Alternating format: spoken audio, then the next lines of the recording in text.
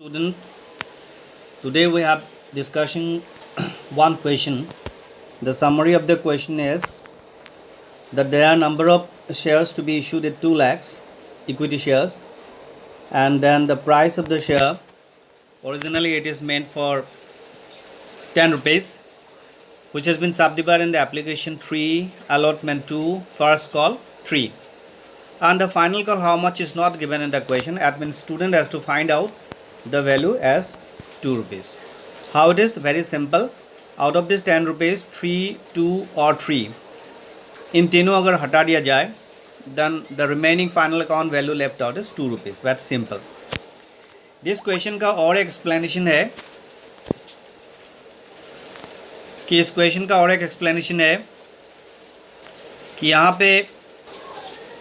यहाँ पे बोला गया है कि 600 शेयर्स का फाइनल कॉल मनी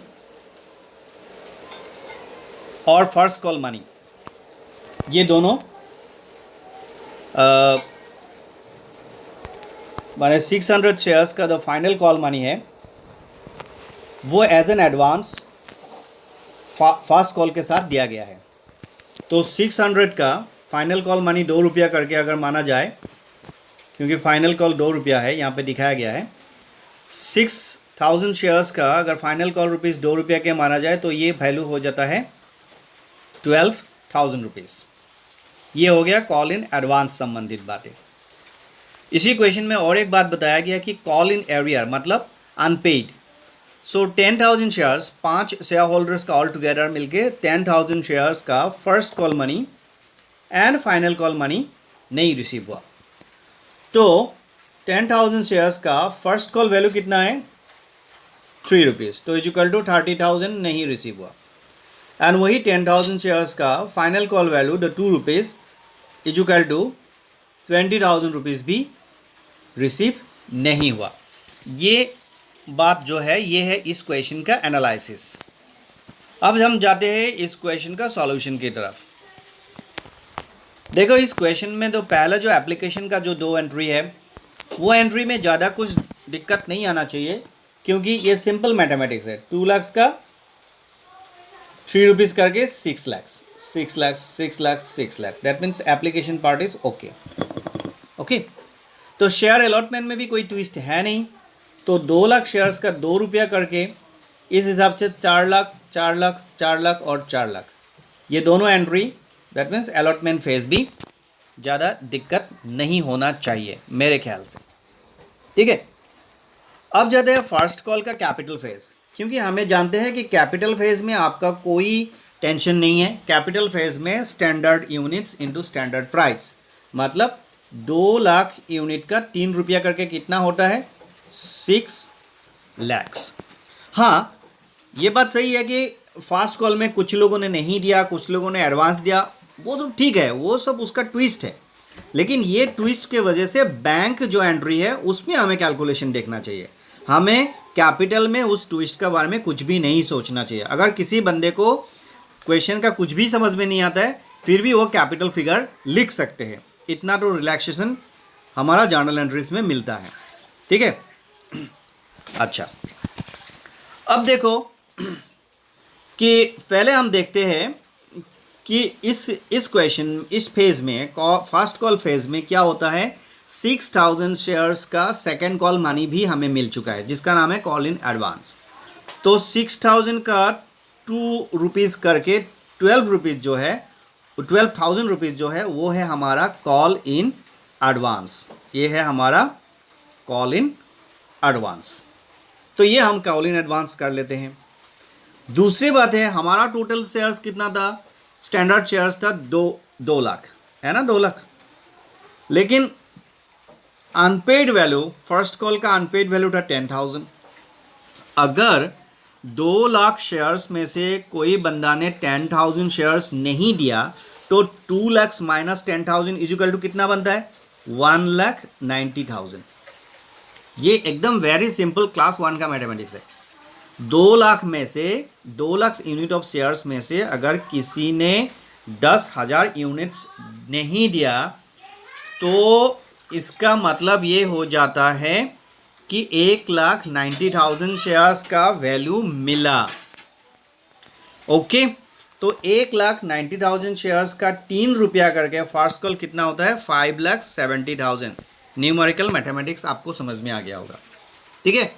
तो अब क्वेश्चन बनता है कि जब आपका क्रेडिट साइड में ड्रॉ एंट्री हो गया, entry number 1 and entry number 2, ये दोनों एंट्री मिलके 5,70,000 और 12,000, ये दोनों मिलके अगर डेबिट का फिगर बनता है तो दोनों मिलके कितना बनता है? ये सिंपली आप समझ सकते हैं कि 5,82,000 होगा क्या? बैंक। ये बैंक का कैलकुलेशन निकालना कितना आसान है। देखो, बहुत स्टूडेंट्स ने इसी को इतना टेंशन लेके बैठा है, इसमें कोई टेंशन लेने का बात नहीं है। आप पहले सिंपली सोच लीजिए कि कितना शेयर्स का पैसा मिला है और कितना रुपया मिला है, और कितना एडवांस, कितना शेयर्स का एडवांस मिला है और कितना रुपया के लिए एडवांस मिला है, बस काम खत्म, ठीक है। इजी से सोचो तो क्वेश्चन का आंसर भी इजी लगेगा, ठीक है। अब जाते हैं हम फाइनल कॉल में। अब फाइनल कॉल का क्या होता है? वही हम कैपिटल एंट्री करने का समय में हम बार बार बोल रहे हैं कि कैपिटल एंट्री करने का समय में आपको कोई ट्विस्ट या टेंशन नहीं लेना है। कैपिटल का हमेशा मतलब है standard unit, standard price is an estimation. तो 2 lakh is a standard unit, 2 is a standard price, तो इक्वल टू आपका कितना? 4 लाख एंड 4 लाख। ये कहानी सिंपल है, मुझे तो सिंपल ही लगता है, आप लोगों को भी सिंपल ही लगेगा, ठीक है। अब यहाँ पे आते हैं बैंक का कहानी। मैं बार बार बोल रहा हूँ कि पहले दिमाग में मत चढ़ाओ कि बैंक क्या होगा, बैंक को लास्ट में टेंशन लो, पहले बाकी चीज़ को ध्यान में रखो, इजी से हार्ड में चले जाओ। दैट इज सिंपल, तरीका सीखो, ठीक है। सबसे पहले आप क्या देखो कि आपका कॉल इन एडवांस कितना था, क्योंकि आपका कॉल इन एडवांस पहले ही कर चुका है, you already have mark it as 12,000। So call in advance को एडजस्ट करना है, पहले क्रेडिट था, अब डेबिट था, वही 12,000, एक कहानी खत्म, ठीक है। ओके, अब शेयर फाइनल कॉल में कितना आएगा और बैंक में कितना आएगा। अब देखो, बैंक में कितना शेयर्स का पैसा मिलने वाला है? नॉर्मली हमें 2 लाख शेयर्स का पैसा मिलने वाला है, ठीक है। लेकिन उन्हीं 2 लाख में से आपका कितना शेयर होल्डर्स ने पैसा नहीं दिया? 10,000 शेयर होल्डर्स ने पैसा नहीं दिया। तो सिंपली आप सोचो, 2 लाख में से 10,000 अगर माइनस होता है तो बनता कितना है? 1,90,000। ये इतना तक तो सिंपल है। अब उसी 1,90,000 में से 6,000 शेयर होल्डर्स ने ऑलरेडी पैसा दे चुका है, तो दोबारा वो लोग क्यों देंगे? इसका मतलब है 1,90,000 जो नॉर्मली बचता है, 2 लाख पहले था, उनमें से 10,000 लोगों ने डिनाई कर दिया नहीं दूंगा, तो मतलब बनता है मिलेगा कितना लोगों से? मिलेगा 1,90,000 लोगों से। उन 1,90,000 यूनिट्स में से 6,000 यूनिट्स का पैसा ऑलरेडी मिल चुका है, so you will not going to get it. So इसका मतलब है 1,90,000 माइनस 6 लाख, ठीक है। उसको मैं मैथमेटिक्स को करके बता रहा हूँ, रुको, ठीक है। फिर से देखो, यहाँ पे आपका टोटल कितना था? टोटल आपका बनता है 2 लाख, उनमें से अनपेड कितना है? 10,000। तो इसका मतलब है नॉर्मली इसका आंसर कितना है? 1,90,000। उनमें से एडवांस कितना था? 6,000। तो अभी फिलहाल आपका कहानी किसके के लिए बनेगा? 1,84,000। बात को इजीली सोचो तो इजीली आंसर भी निकल के आएगा। तो 1,84,000 यूनिट्स के ऊपर आपको पैसा मिलेगा, दैट इज 1,84,000 यूनिट्स का ऊपर आपको कितना मिलेगा? 2 रुपया करके मिलेगा, that's is equal to 3,68,000। Okay, इसका कैलकुलेशन 3,68,000।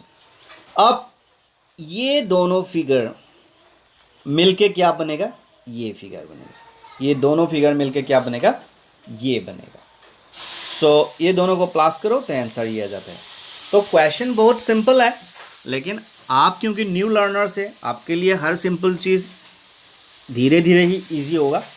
तो घबराओ मत, क्लासेस देखते रहो, क्लासेस करते रहो, अपना व्यूज शेयर्स करते रहो, और कोई डाउट्स रहे तो definitely you can ask me. तो थैंक यू वेरी मच।